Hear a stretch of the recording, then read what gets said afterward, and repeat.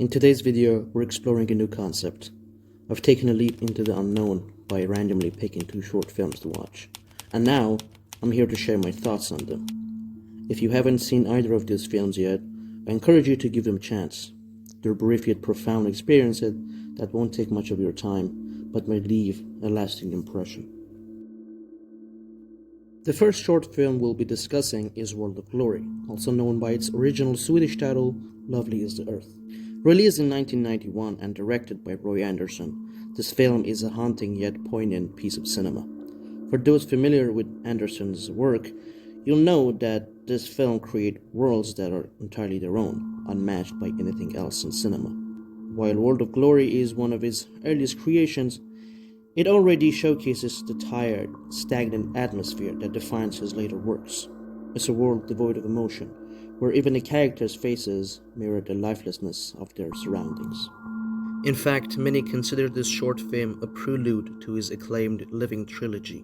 Through 15 meticulously crafted scenes, World of Glory tells the story of a real estate agent navigating a bleak and deeply unsettling world. The film begins with what is arguably one of the most disturbing sequences ever put to screen. We see naked men, women, and children being forcibly crammed into a truck. The truck's doors are slammed shut, its exhaust pipe connected to the interior, and it drives off to suffocate those inside. This harrowing scene is an unflinching reminder of one of history's darkest chapters, the Holocaust. And yet, what makes it even more chilling is the reaction, or lack thereof, from the bystanders.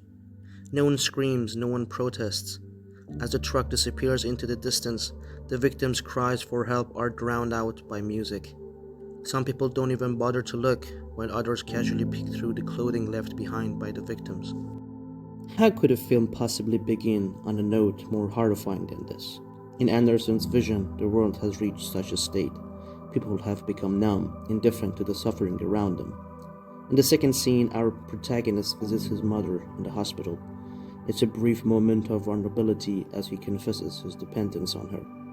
But as soon as he expresses his feelings, the people around him turn to stare. It's as if showing emotion in this world is a crime. Even this intimate moment is marked by detachment. The son doesn't allow his mother to touch him. The fifth scene takes us further into this bleak reality. The man states, "If you don't have money, there is no apartment." A striking commentary on how even the most basic human needs have become transactional. In today's world, materialism and money overshadow everything, even humanity itself. The protagonist's life is reduced to a machine, a house where he eats and sleeps. His existence, much like the modern human condition it represents, has become a monotonous cycle, a hollow existence clinging to routine as its only escape. Let's move to the final scene. It's nightmare, and the man hears a scream, a haunting echo, perhaps from the child trapped in the truck earlier. Unable to bear it, he covers his ears, while his wife dismissively says, "Come to bed, we have to wake up early tomorrow." This is human conscience at odds with itself, a reminder that we mustn't turn a blind eye or deaf ear to the truth. Beneath the protective barriers we construct lies a human being who knows right from wrong. All we have to do is refuse to fall asleep to the injustices around us. The film also places emphasis on the next generation, our children, who have yet to succumb to this hollow, monotonous world. In the truck scene, the only voice screaming belongs to a little girl. There is hope that the future holds the potential to break free from this despair, a despair that has deeply rooted itself in the present generation. World of Glory is not just a short film, it's a mirror held up to humanity, a challenge to confront the apathy and despair we've allowed to creep into our lives. Beneath its unsettling surface lies a call to awaken, to see, to feel, and to act before it's too late.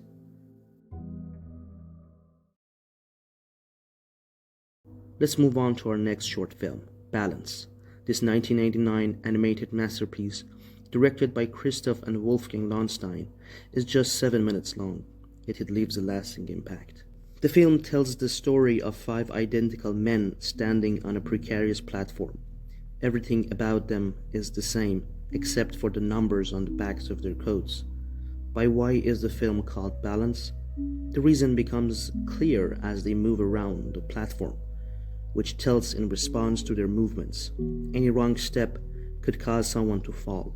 Their survival depends on maintaining the platform's equilibrium.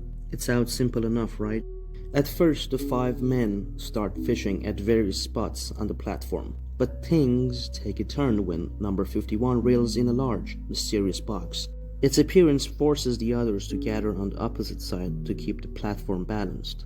Number 51 remains on one end with the box. But there's a catch. Everyone wants the box. This isn't just an ordinary object. It emits a faint, luring sound of music that captivates them all. What follows is a struggle for possession of the box. It's passed from one person to another, but the fight for control spirals into chaos. One by one, the men fall off the platform, sometimes accidentally, sometimes seemingly on purpose. In the end, only number 23 remains. He's alone on the platform with the box, now permanently tilted to one side. Balance has been restored, but there's a cruel irony. He can't even hear the music from the box anymore. On the surface, Balance is a simple story. The platform is more than just a stage for the characters, it's a metaphor. It represents any system that requires cooperation to function: family, society, or even the world itself. The mysterious box disrupts the delicate harmony among the men. It becomes a symbol of desire, a stand-in for wealth, power, knowledge, or any ambition that drives human selfishness. The more the men compete for it, the more the platform loses stability. This mirrors how individual greed can destabilize collective well-being. By the end of the film, the consequences are clear. Unchecked ambition or selfishness leads to isolation and destruction. Number 23, the last man standing, is left with the box and an imbalanced platform. His victory feels hollow. What's the point of having it if you can't even enjoy what's inside? The sameness of the men's appearances is intentional. The film isn't about specific characters, it's about all of us. It highlights the universality of this struggle. In a world where gains for one often mean losses for another, cooperation becomes a fragile, fleeting thing. The film's message resonates deeply with the challenges of our time. People disrupt balance in countless ways: wars, conflict, and power struggles, all for the version of the box. And as long as there's a box to chase, true equilibrium in our world will remain out of reach. Balance asks us to reflect on our place in these systems. How far are we willing to go for our desires, and at what cost? Perhaps the only way to truly restore balance is to let go of the box altogether.